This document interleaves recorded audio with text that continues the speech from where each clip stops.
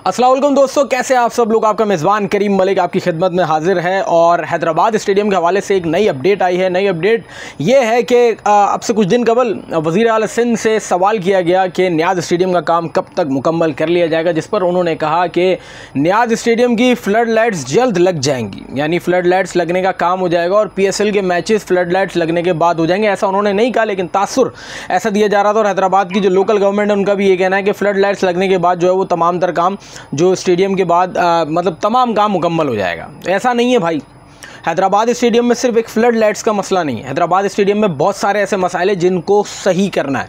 एक flood light लगने से PSL के मैचेस नहीं होते, इंटरनेशनल मैच फ्लड लाइट लगने से उसका कोई ताल्लुक नहीं। असल ताल्लुक ये है कि वहाँ की जो बिल्डिंग है वो काम की जाए। सालों से सदियों से पुरानी वो बिल्डिंग खड़ी है, जिसकी वजह से पहले भी एक मसला हो चुका है। वेस्ट इंडीज़ टीम को मसला था कि भाई एक ही बिल्डिंग के अंदर दो आपने जो है ड्रेसिंग रूम बनाए हुए, इसके अंदर हम बैठेंगे कैसे।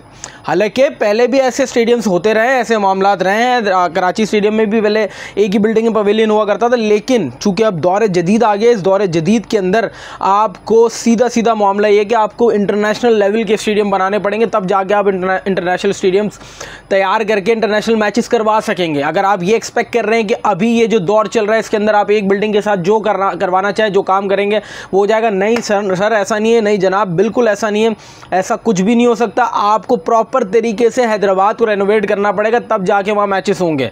आपको हैदराबाद की ग्रास देखनी पड़ेगी, वहाँ पे पिचेस देखनी पड़ेगी। पहले आप वहाँ पे फर्स्ट क्लास के मैचेस कराएं, पिछले 2 महीने में आप इसको 3 महीने में तैयार करें।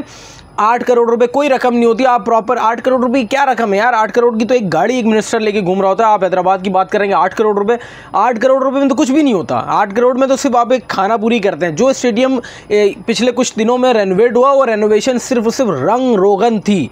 उसमें आप इंटरनेशनल मैचेस क्या, मैं समझता हूँ क्लब लेवल के मैचेस भी नहीं हो सकते, फर्स्ट क्लास मैचेस भी नहीं हो सकते, आप इंटरनेशनल मैचेस नहीं करा सकते।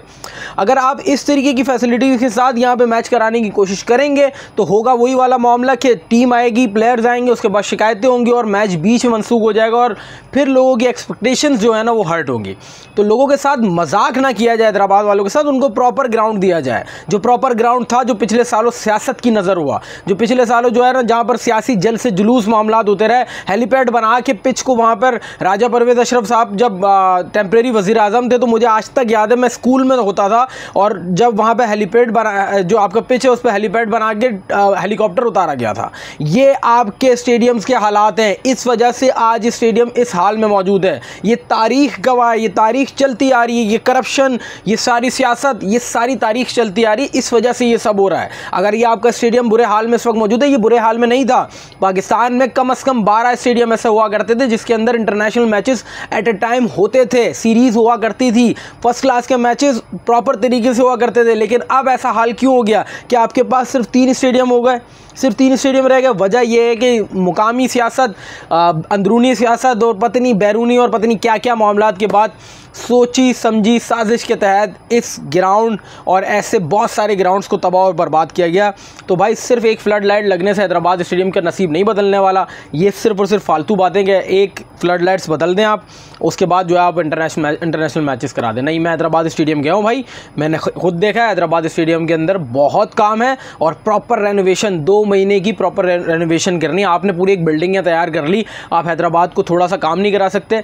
आप वहाँ पर एक बिल्डिंग और बनाएं, सामने एक बिल्डिंग और बनेगी और प्रॉपर स्टेडियम बन के जब तैयार होगा तब यहाँ की आवाम आके देखेगी। और यहाँ पर जब इंटरनेशनल, यार क्या लोकेशन है, ना बिल्डिंग ना कुछ, बराबर में प्रॉपर स्टेडियम वाली लोकेशन है। अगर मैं बोलूँ पाकिस्तान में कोई बेहतरीन लोकेशन पे स्टेडियम है वो हैदराबाद स्टेडियम है, आप देखें उसको। बलूचिस्तान वाला बहुत अच्छा है, क्वेटा वाला बेहतरीन है, ठीक है। उसके बाद अगर मुझे कुछ ज़बरदस्त लगता है तो वो ये वाला लगता है। आप इसको प्रॉपर तरीके से बनाएं, रेनोवेट करें। एक फ्लड लाइट्स लगाने से स्टेडियम तैयार नहीं होते, तो ये बात ना करें कि स्टेडियम इस तरीके से तैयार होंगे। स्टेडियम बड़े प्रॉपर तरीके से तैयार होंगे, हैदराबाद को प्रॉपर तरीके से तैयार करना पड़ेगा।